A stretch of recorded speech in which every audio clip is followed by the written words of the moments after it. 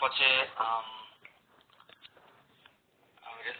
Respected বক্তাকে ওনার যাজনে যাওয়ার জন্য আমি অনুরোধ করব। আমাদের এখানে আমাদের দেবতা আছেন, সুভাষ দা এবং গুরুচরণ দা আছেন সহ অন্য কেউ যদি কিছু বলতে চান আর কি যাজন করার আগে, তাহলে আমি অনুরোধ করব।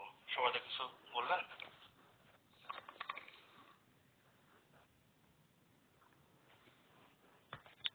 জয়গুরু না দীপক দা, তাহলে শুরু করুন না, বুঝছে না শেষের দিকে কিছু একটা বলব।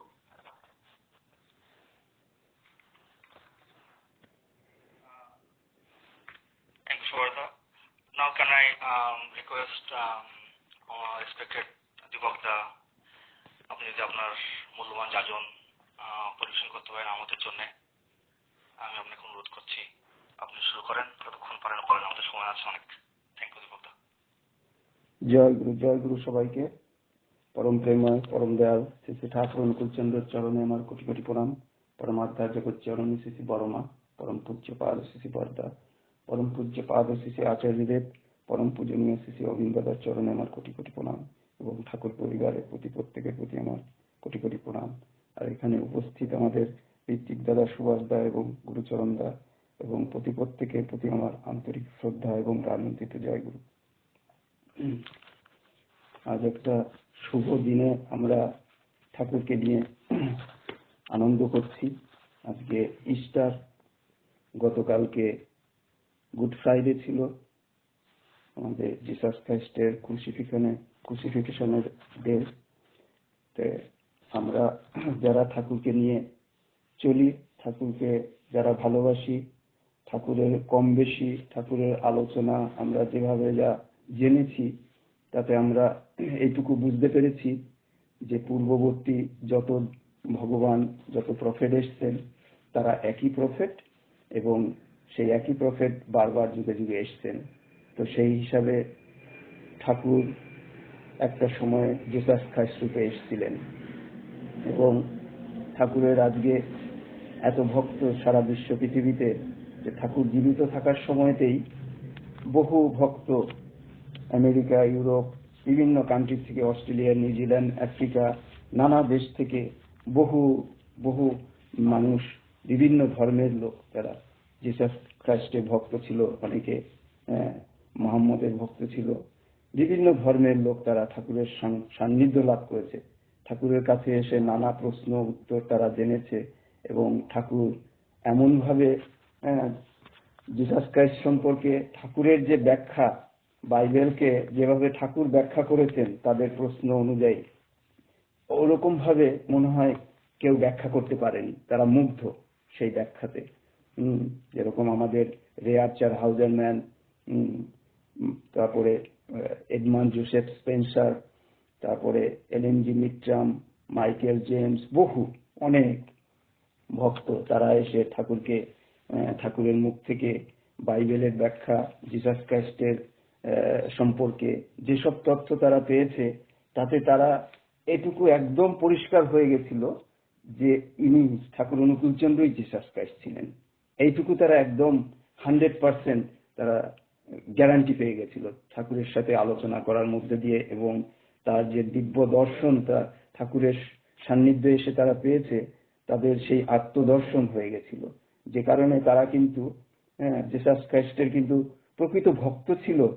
তারপরে সেই কারণেই তারা কিন্তু সেই জিসাস খ্রাইস্টকে তারা চিনতে পেরেছে ঠাকুরের মধ্যে দিয়ে।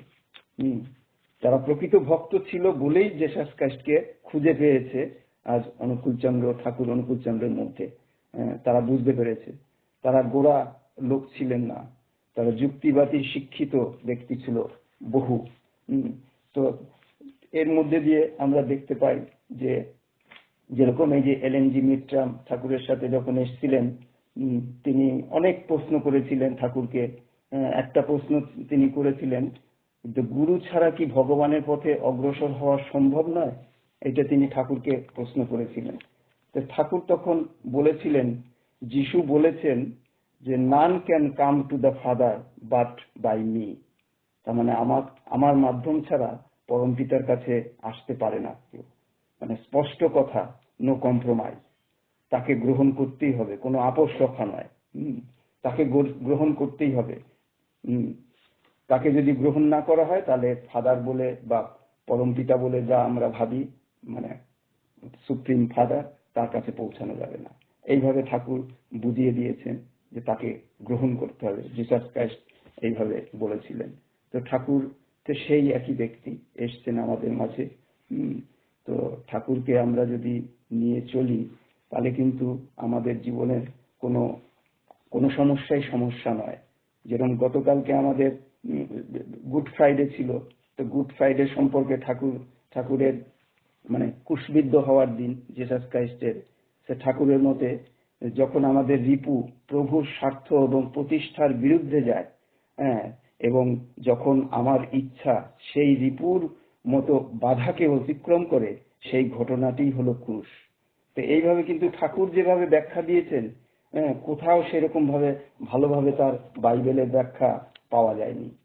যে কারণেই এই বিশ্ব পৃথিবীর থেকে যত খ্রিস্টান ধর্মের লোক এসছেন ঠাকুরের সান্নিধ্যে, তারা কিন্তু মুগ্ধ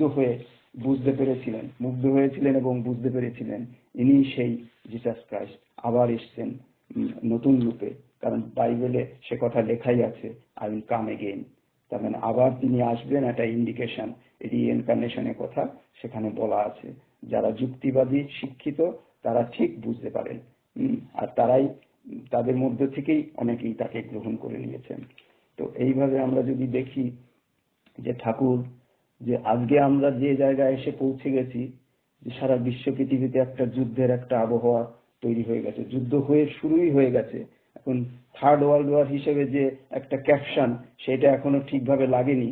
এখন ক্যাপশনটা কবে যে লাগবে কেউ জানে না।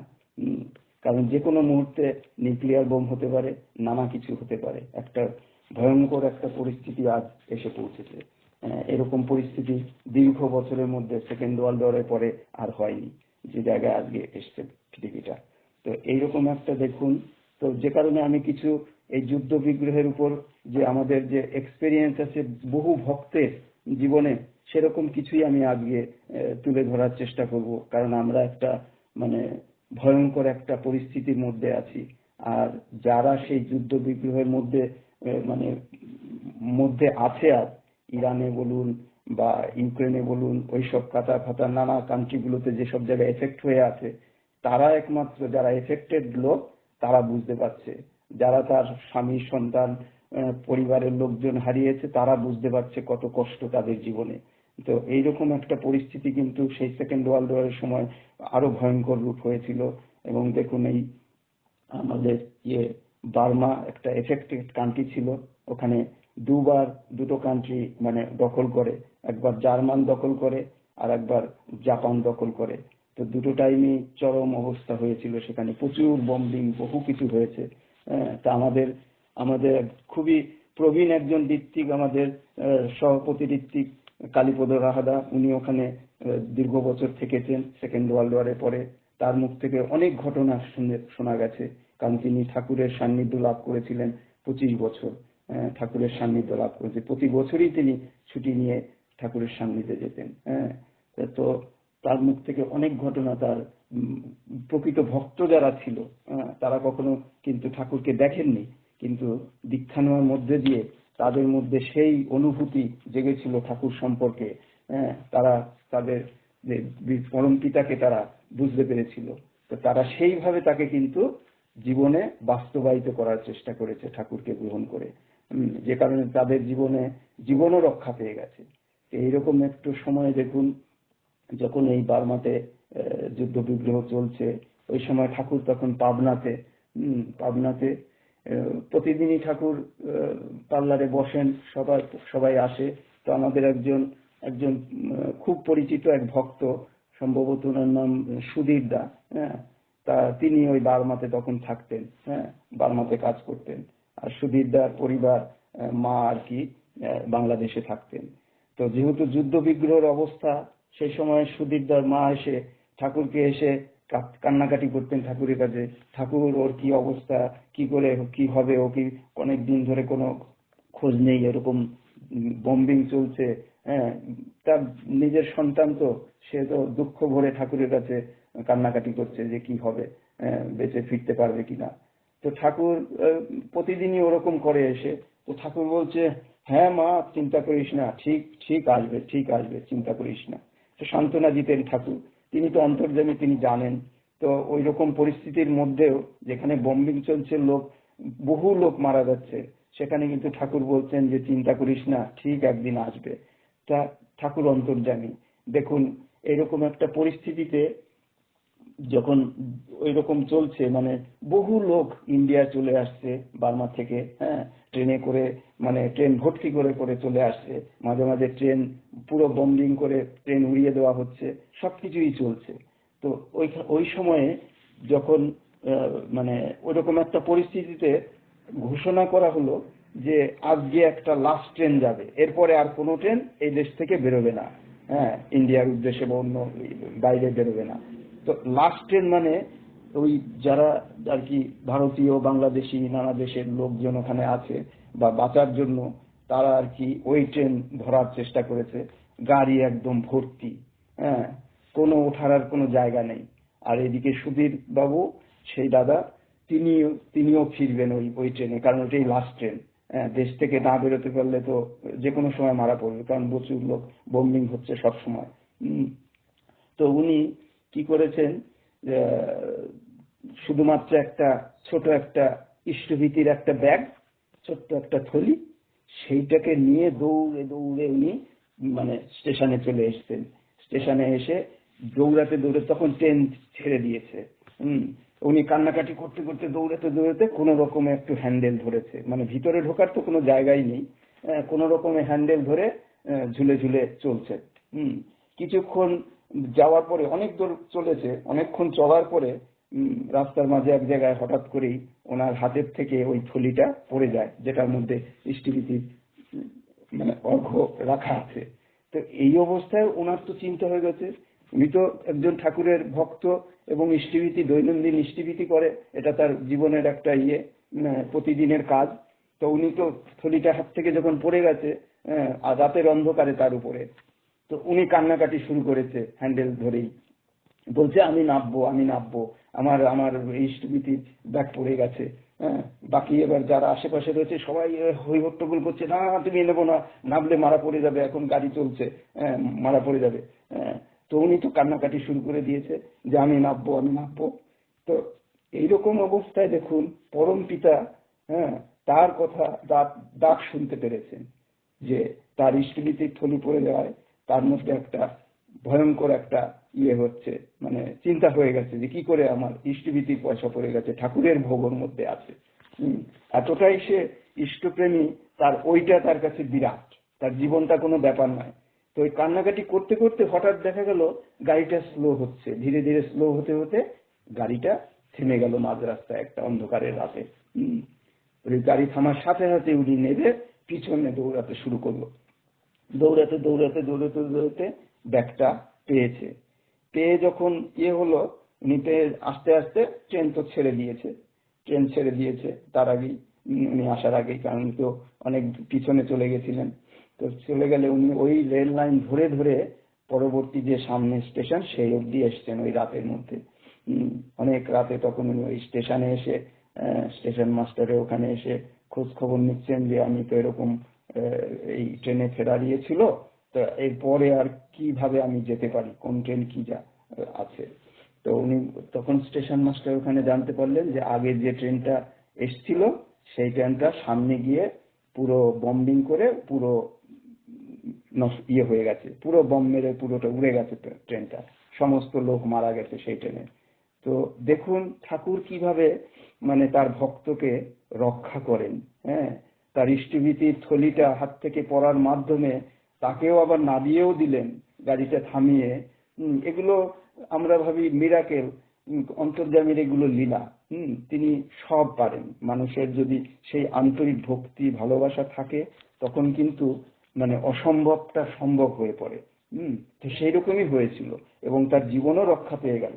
তো ওই স্টেশন মাস্টার বললেন যে না, এটা আর কিছু করার নেই, এরপরে একটা মালগাড়ি আসবে, যদি ওইগুলো ক্লিয়ার হওয়ার থাকে তাহলে মালগাড়িতে আসবে, তা না হলে যাওয়ার কোনো নেই। তো যাই হোক, ওইরকম পরিস্থিতিতে উনি মানে তখন আর কি করে করবেন, মানে ওনার কয়েক মাস লেগে গেল মানে বাংলাদেশে ফিরতে। কারণ তো ওনার তো না আছে কোনো টাকা পয়সা সেই অর্থে, না আছে কিছু। তো হাঁটা পথে, বেশিরভাগ সময় ওনার হাঁটা পথে করে করে কয়েক মাস, দীর্ঘ মাস অতিক্রান্ত হয়ে উনি বাংলাদেশে পৌঁছালেন, বর্ডার ফর্ডার পেরিয়ে টেরিয়ে। তো যখন উনি, যেই দিন উনি ঠাকুর বাড়িতে সরাসরি কিন্তু উনি ঠাকুর বাড়িতে যাচ্ছেন। হ্যাঁ, দেখুন এটা আর একটা জিনিস, আমরা সাধারণত কোথাও যদি কিছু অঘটনে পড়ে ইয়ে করি, আমরা নিজে আগে নিজের বাড়িতে যাই। নিজের বাড়িতে গিয়ে মা বাবা বা সবার সাথে ইয়ে করি, নিজের ইয়ে করি। উনি কিন্তু সরাসরি ঠাকুরের বাড়িটাই ওনার নিজের বাড়ি, তিনি পরম পিতা, তার কাছেই আশ্রয়, তিনি তার কাছে সরাসরি ঠাকুরের কাছে আসছেন। তখন দূর থেকে, তখন ওই তার মা ওইখানে ছিলেন সেদিন। তো ঠাকুর দূর থেকে দেখছেন যে দাড়ি গো ভর্তি একটা লোক আসছে। ঠাকুর তো চিনতে পারছেন, তার তো দীর্ঘদিন ধরে খাওয়ার ঠিক নেই, চানের ঠিক নেই, জামা কাপড়ের ঠিক নেই, মানে ভিখারির থেকেও অধম দস্তা আর কি। হ্যাঁ, তার নোংরা কাপড় জামা, কারণ পাল্টানোর কিছু নেই তো। ওই এত মাস ধরে সেই একই পোশাক, খাবার দাবার পথের রাস্তায় যা পরে পাওয়া, এর ওর কাছ থেকে রাস্তায় খুঁটে খাওয়ার মতো করে কোন রকমের জীবন বাঁচিয়ে, মানে দাড়ি গোপ কাটারও তো পয়সা নেই, সে একেবারে সেই অচেনা হয়ে গেছে আর কি, চেনার উপায় নেই। কিন্তু অন্তর্যামী ঠাকুর তিনি চিনতে পেরেছেন, দূর থেকে বলছেন ওই দেখ ওই দেখ ওই দেখ আসছে, ওই দেখ আসছে। তো এইভাবে কিন্তু আমাদের ভক্তকে ঠাকুর রক্ষা করেন। হ্যাঁ, তিনি কিন্তু প্রাণ ফিরে পেলেন। যে অত লোক, শত শত লোক গাড়িতে মানে বম্বিং হয়ে মারা গেল, উনি কিন্তু বেঁচে গেলেন। তো এটা কিন্তু আমরা যদি সত্যিকারের ঠাকুরকে ধরে যদি তার মানে কি বলবো, তাকে যদি সঠিকভাবে আমাদের জীবনে বাস্তবায়িত করার চেষ্টা করি, তার আদেশ নির্দেশ, তার তিনি যেভাবে চাইছেন আমাদের চলতে, সেটা যদি আমরা করি, তাহলে তিনি কিন্তু আমাদের রক্ষা করবেন। এখানে আর কোনো চিন্তার কিছু আমাদের থাকার নয়। কারণ যুগের যিনি মালিক, সেই যুগ পুরুষোত্তমকে ইষ্টু গুরু হিসাবে যদি আমরা গ্রহণ করি, তাকে নিয়ে চললে আমাদের জীবনে মহাবিপদ আসলেও তিনিই রক্ষা করেন। এটা একবারে জলজান্ত বহু প্রমাণ আছে বহু ভক্তের জীবনে। দেখুন আর একটা ঘটনা, ওইখানকারই আর একটা ঘটনা। মানে ওই সময় মানে বার্মাতে বিভিন্ন কান্ট্রির থেকে মানে বিজনেস পারপাসে অনেক জিনিস মানে এক্সপোর্ট ইম্পোর্ট হতো জাহাজে করে। তখন পাকিস্তান থেকে, ইন্ডিয়া থেকে নানা রকমের মশলাপাতি, খাবার দাবার, নানা কিছু মানে এক্সপোর্ট ইম্পোর্ট হতো। তো ওই জাহাজে একটা বার্মিজ ছেলে সে কাজ করতো আর কি। হ্যাঁ, জাহাজে কয়েক মাসের জন্য বেরিয়ে যেত, কারণ ও জাহাজ নিয়ে পাকিস্তানে যাবে, আবার মালপত্র নিয়ে আবার ফিরবে। তো ওই রকম করতে মাঝ সমুদ্রে একবার দেখা গেল সে কিন্তু ঠাকুরের ভক্ত ছেলেটা, ঠাকুরের দীক্ষিত ছেলে। তো এর একটা প্রথমে আমি বলে নি আর একটা কথা, যে এটা কালীপদ রাহাদার মুখ থেকে শোনা, তিনি ওখানে ছিলেন যেহেতু, যে ওইখানে যখন এই যে সেকেন্ড ওয়ার্ল্ড ওয়ার হয়, তখন দেখা যায় যত লোকই মারা গেছে ঠাকুরের দীক্ষিত কেউ মারা যায়নি। এরকম ঘটনা ওখানে হয়নি যে ঠাকুরের দীক্ষিত অথচ ওইখানে এই যুদ্ধ বিগ্রহে মারা গেছে। এটা আর একটা বড় একটা জিনিস, যে যুদ্ধ বিগ্রহে কোনো ঠাকুরের দীক্ষিত কেউ মারা যায়নি, মিরাকেলের মতো। হ্যাঁ, তো সেইগুলোই এই বিভিন্ন ঘটনার মধ্যে দিয়ে আমরা বুঝতে চেষ্টা করবো কি করে তারা রক্ষা পান। হ্যাঁ, তো ওই যে জাহাজে কাজ করে বার্মিজ ছেলেটা, তো হঠাৎ মানে মাঝ সমুদ্রে জাহাজটা ডুবে যায়। এবার ডুবে গেলে তো বাঁচার আর রাস্তা নেই, অত গভীর সমুদ্রে তো কি আছে, আর কিছু নেই, ছোট কোনো নৌকাও নেই, কেউ নেই, কিছু নেই। তো ও কি করেছে, ঠাকুরকে যেহেতু ধরে আছে, ঠাকুরকে নিয়ে চলে, তো একটা ওই মালপত্র ছিল বহু রকমের, তার মধ্যে বস্তা ভর্তি নারকেল ছিল, খোসা সমেত নারকেল সহ বস্তা ভর্তি এরকম একটা, ওই জাহাজ ডুবে গেল ওইটা ভাসছিল, ও সাঁতরে গিয়ে ওই একটা নারকেলের বস্তা ধরতে পেরেছিল। তো ওই নারকেলের বস্তা ধরে এবার সমুদ্রের মধ্যে কতদিন যে কোথায় মানে জলের ঢেউয়ে ঘুরে ঘুরে বেরিয়েছে তার তো ঠিক নেই, কুলকিরানা নেই, কিচ্ছু দেখার নেই, কোন দিকে পার কোন দিকে কোনো কিচ্ছু বোঝার নেই, কোথায় কি আইল্যান্ড। কিন্তু ওই করতে করতে ঠাকুরের কি লীলা, কতদিন যে দিন লেগেছে তার কোনো ঠিক নেই। ওই সমুদ্রের ঢেউয়ের সাথে সাথে সাথে সাথে ঘুরতে ঘুরতে ও একটা অন্য একটা আইল্যান্ডে গিয়ে পৌঁছেছে, যেখানে একটা ছোট্ট একটা আইল্যান্ড, সেখানে মানে আদিবাসীরা আর কি থাকে আর কি। তখনকার আদিবাসী যারা, তারা ওই আইল্যান্ডে শুধু থাকে। সেই ওই আইল্যান্ডের চরের কাছাকাছি যখন এসছে, তখন ওই আইল্যান্ডের আদিবাসীগুলো দেখে যে একটা মানুষের মতো একটা কি একটা বড় একটা ব্যাগের মতো কিছু, এবং মানুষের মতো মনে হচ্ছে। ওরা পাড়ে ছিল, ওরা গিয়ে তাকে ধরে, গিয়ে দেখে সারা পাটা সব মাছে খেয়ে একাকার, ঘা হয়ে গেছে তার পাটা সব জায়গায়, কারণ জলের মধ্যে পুরো বডিটা ছিল, মাছগুলো ওর ঠুকরে ঠুকরে খেয়েছে, পায়ের মাসেল মানে শরীরের থেকে, মানে কোন রকমে সে বেঁচে আছে, শুধু নিঃশ্বাস নিচ্ছে আর কি। হ্যাঁ, তো ওই আদিবাসী লোকগুলো তাদের ওই পাড়ে নিয়ে গিয়ে, ওদের বাড়িতে নিয়ে গিয়ে ওকে জড়িবুটি করে, মানে আদিবাসী তো, ওখানে তো আর কোনো আধুনিক কোনো ব্যবস্থা নেই চিকিৎসার, ওরা জড়িবুটি করে ওর এই ঘাটা কোনো রকমে টিয়ে করে ওকে বাঁচিয়ে তোলে আর কি। দীর্ঘদিন। আর এইদিকে ওই ছেলেটা বাড়িতে বার্মায়, তারা জানে ও সমুদ্রে জাহাজ ডুবি হয়েছে, ও মারা গেছে, ও শ্রাদ্ধ শান্তি সবকিছু হয়ে গেছে, কারণ দীর্ঘদিন ধরে তার তো কোনো নেই, খবর নেই কোনো, কারণ জানে জাহাজটা ডুবে গেছিল। তো ও এরকম করতে দীর্ঘদিন ওই আইল্যান্ডে থাকার পরে কোনোভাবে একটা ওখান দিয়ে কোনো একটা জাহাজ যাওয়ার সময় ও সামহাও আর কি, মানে একটা জাহাজে করে আবার বার্মায় ফিরে আসে। দীর্ঘদিন তার জন্য তাই ওখানে থাকতে হয়েছে। তো এইভাবে দেখুন যে কিভাবে অন্তর্যামী তার সন্তানকে রক্ষা করেন। যদি আমরা তাকে পিতা বলে গ্রহণ করি, তবেই সে রক্ষা করতে পারে। তাকে যদি আমরা গ্রহণ না করি, তাহলে কিন্তু আমাদের বাঁচার রাস্তা নেই। হ্যাঁ, কারণ বহু লোক তাকে চিনতে না পারে ঘুরে বেড়াচ্ছে। হ্যাঁ, তাদের যা বিপদ আপদ যা হওয়ার হবেই, কারণ বিধির বিধান, কর্মফল কেউ খণ্ডাতে পারবে না। কিন্তু আমরা যদি তাকে গ্রহণ করে তার নাম ধ্যান, এই পাওয়ারফুল যেই বীজ নাম ধ্যান, এগুলো যদি আমরা করি, তাহলে আমাদের কুকর্মের যে ফল, আগের জন্মেই হোক এই জন্মেই হোক যা কিছু, সেগুলো খণ্ডন হয়, অনেক কেটে যায়।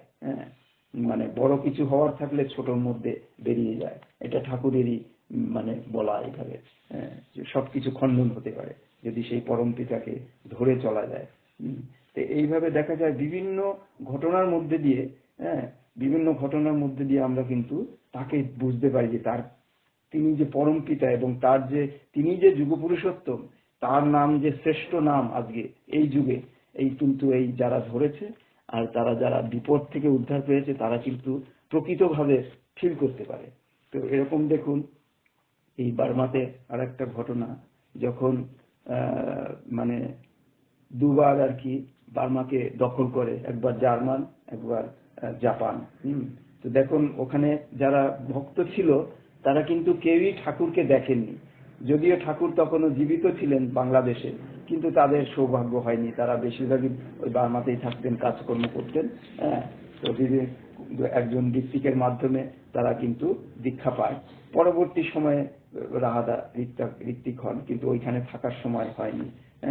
তো উনি যখন ওই অনেক বেশ কিছু ভক্ত, ওই যুদ্ধ চলাকালীন আর কি, কোনো একটা সন্ধ্যেবেলায় তারা একটা ঝুপড়িতে সন্ধ্যেবেলায় কীর্তন করছে আর কি। তারা ওই যুদ্ধ বিগ্রহ হলেও তারা কিন্তু ঠাকুরকে নিয়ে মেতে থাকতেন। এটা একটা তাদের একটা ভালো আনন্দমুখর ভাবে তাদের ইষ্টকে, যেটা ঠাকুর বলেছেন যে প্রতিদিন কীর্তন করতে হয়। ঠাকুর কিন্তু তার ভাববাণীতে বলেছেন যে প্রতিদিন কীর্তন করতে হয়।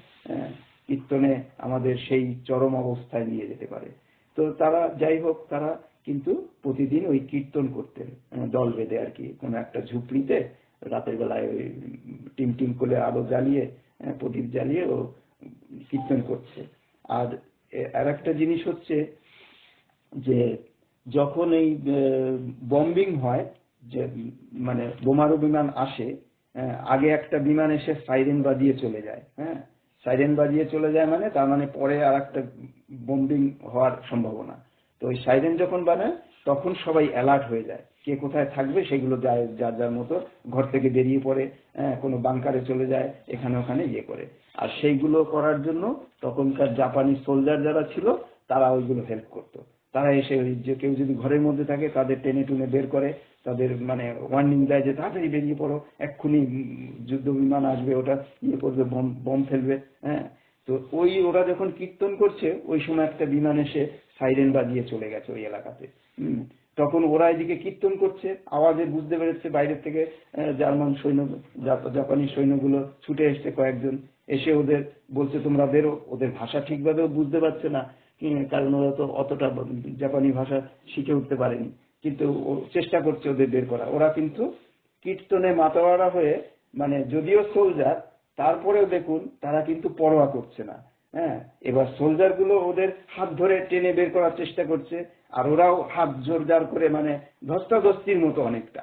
হ্যাঁ, কিন্তু ওরা কোনোভাবে বেরোচ্ছে না, সব কীর্তনে মাতোয়ারা হয়ে এই ঘরের ওই একটা ঝুপড়ির মধ্যে বেশ কয়েকজন 5-7 জন 10 জন মিলে ওই কীর্তন করে যাচ্ছে। হ্যাঁ, ওই করতে করতে বম্বিং হয়ে গেছে কাছাকাছি পাশেই একটা জায়গায়। ওই বমটা হওয়াতে আশেপাশের সমস্ত ঝুপড়ি সব পুরো আগুন জ্বলে ছাই হয়ে গেছে, একমাত্র তাদের ঝুপড়িতে কোনো আগুন টাচ করেনি, আশেপাশে সব। এবার জাপানি সোলজার গুলো দেখছে এই কি অদ্ভুত ব্যাপার, অলৌকিক ঘটনা।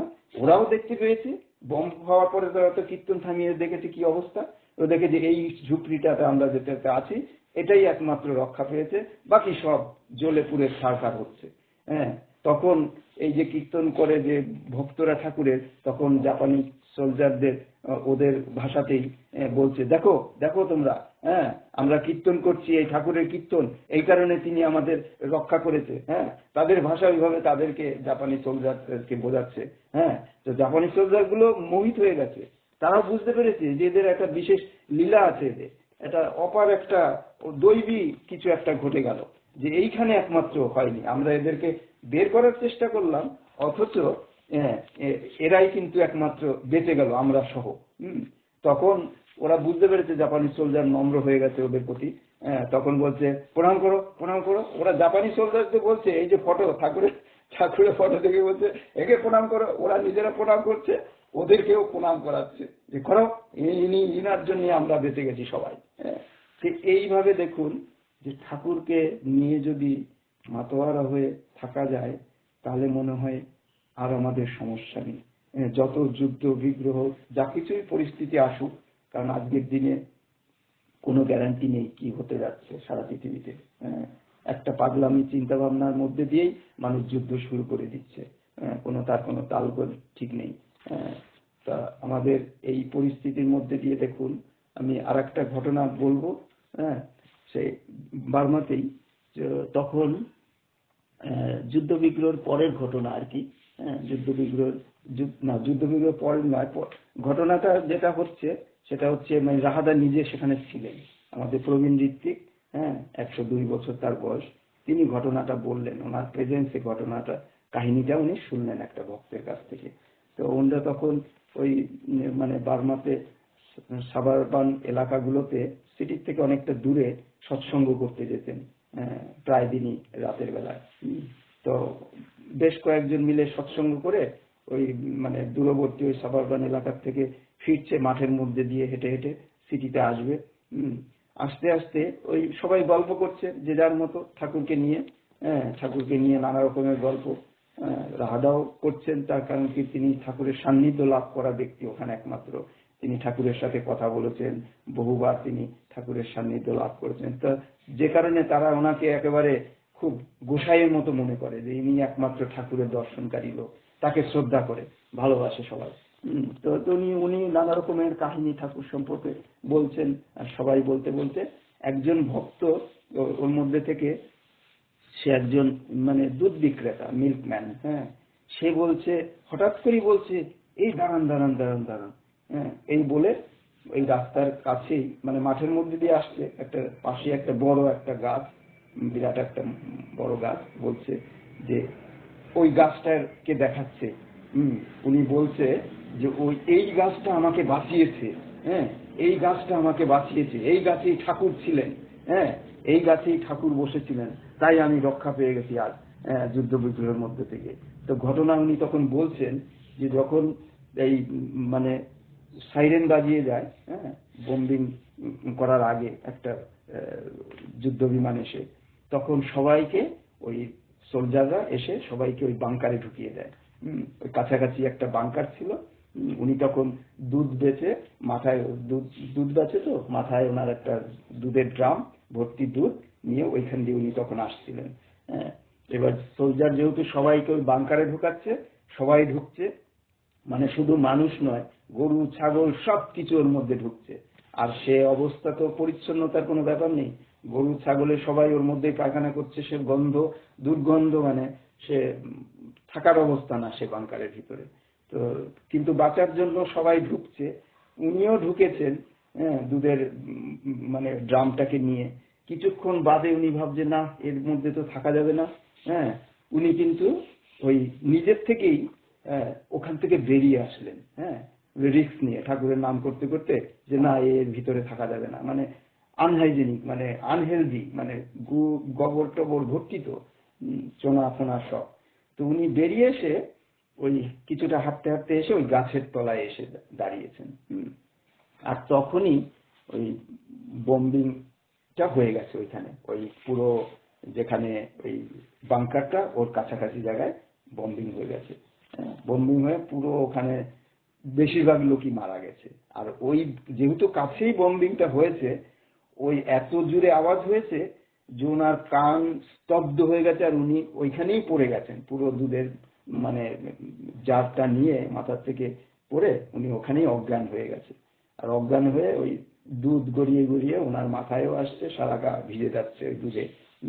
এই অবস্থায় অনেকক্ষণ চলার পরে ওই ওই ভক্ত বলছেন যে অনেকক্ষণ হওয়ার পরে মানে আমার জ্ঞান ফিরেছে, মানে সেন্সলেস হয়ে গেছিল দীর্ঘক্ষণ। যখন জ্ঞান ফিরেছে তখন উনি দেখছে যে সোলজার গুলো এসে, মানে গাড়ি নিয়ে এসছে সোলজার গুলো এসে ওই যেখানে বম্বিং হয়েছে ওই বাংকারের কাছ দিয়ে যত লাশ আছে যারা পড়ে আছে আর কি, ইভেন কি অর্ধমৃত, এখানে কোনো বাঁচাবাচির কিচ্ছু নেই তাদের, তারা ওগুলো শর্ট আউট করে না, যারা দেখছে কোনো জীবিত নয় তাদেরকেই গাড়িতে তুলে নিচ্ছে। হ্যাঁ, মানে আধমরা হলেও তাকে তুলে নিচ্ছে। হ্যাঁ, যদি সে নড়াচড়া করতে না পারে তাহলেই তুলে নিচ্ছে। তুলে নিয়ে ওরা কি করে, ওদের কাজ হচ্ছে সমুদ্রে গিয়ে সবাইকে ফেলে দেবে, কারণ এর চিকিৎসার কোনো জায়গা নেই, অত চিকিৎসা কোথায় করবে। তো ওই সোলজারদের নিষ্ঠুর তাদের পদ্ধতি, হ্যাঁ, যে আধমরা হোক যাই হোক, যদি জীবিত না থাকে আধমরা হলেও চলতে ফিরতে না পারলে তাকে তুলে নিয়ে পুরো ড্যাম করে দাও, মানে সমুদ্রে ঢেলে দাও সব। তো ওই ও দেখছে ওদেরকে তোলার পরে ওর কাছে আসছে হেঁটে হেঁটে সোলজার গুলো। হ্যাঁ, ওর তখন সম্বিত ফিরেছে। ঠাকুরের যেহেতু দেখুন ঠাকুরকে নিয়ে চলে বলে, ঠাকুর কিন্তু বিপদ আপদে কখন কি তিনি সজাগ করে দেন। সে কিন্তু সেন্সলেস হয়ে পড়েছিল, কিন্তু ঠাকুরের কৃপায় সেই দুধগুলো তার মাথায় পড়ে ভিজে ভিজে কিছুটা সেন্স ফিরেছে, তার কিছুটা মাথাটা ইয়ে হয়েছে। তখনও তাকিয়ে ওই অবস্থা দেখে যে সোলজার গুলো আসছে, আর ওর ওই লোকটা জানতো যে সোলজাররা মানে আধমরা হলেও তুলে নিয়ে যেতে পারে। তো ও কি করেছে, ওই সময় উঠে বসেছে, যে এছাড়া তো আর কোনো রাস্তা নেই। ও যখন উঠে বসেছে ঠাকুরের নাম করছে, আর ওই সোলজাররা দেখে যে না, ও তো বসে গেছে, তাহলে তো ঠিক আছে, ওরা আর ওকে তোলেনি। তো এইভাবে উনি বেঁচে যায়। তো উনি ওই দিন ওই রাতে মানে উনি কান্না করে বলছেন যে এই গাছে ঠাকুর ছিলেন, ঠাকুর আমাকে বাঁচিয়েছেন, তা না হলে তো আমার বাঁচার কথা নয়, সবাই বোমে মারা গেল, আমিও সেখানে, অথচ ঠাকুর আমাকে রক্ষা করেছেন, এই গাছের তলায় আমি এসেছিলাম, ঠাকুর এই গাছে বসেছিলেন। তো এই হচ্ছে তাদের অনুভূতি ঠাকুরকে নিয়ে। তাদের কিন্তু অনুভূতি ঠিক এইরকম যে ঠাকুর আজও তিনি রক্ষা করেন, তিনি আমাদের প্রতিটি জীবনের প্রতিটি মুহূর্তে তিনি কিন্তু আছেন আমাদের, আর তিনি থাকবেন যদি আমরা তাকে নিয়ে চলি। তাকে নিয়ে চলি মানে আমি মাত্র ইষ্টিভীতি করলাম, কি প্রার্থনা করলাম, সেটাই তাকে নিয়ে চলা নয়। তার নির্দেশ, তার যে আদর্শ, সেইটা যদি আমরা নিজের জীবনে বাস্তবায়িত করি তবেই তো তাকে নিয়ে চলা। আর সেইটা করতে গেলে আজ আমরা যে যাকে পেয়েছি, আচার্য পরম্পরা ঠাকুর যেটা রেখে গেছেন, কারণ যখন অবতার পুরুষ, যখন যুগ পুরুষোত্তম যখন চলে যান, তখন কিন্তু তার সেই তার আদর্শ বাণী সবকিছু কিন্তু মানে ইয়ে হতে থাকে, কি বলে, মিস আন্টারপ্রেট করতে থাকে সবাই। হ্যাঁ, তাকে ভুলভাবে ব্যাখ্যা দেওয়া থেকে শুরু করে মানে অনেক কিছু এডিট করা নানা কিছু চলেছে।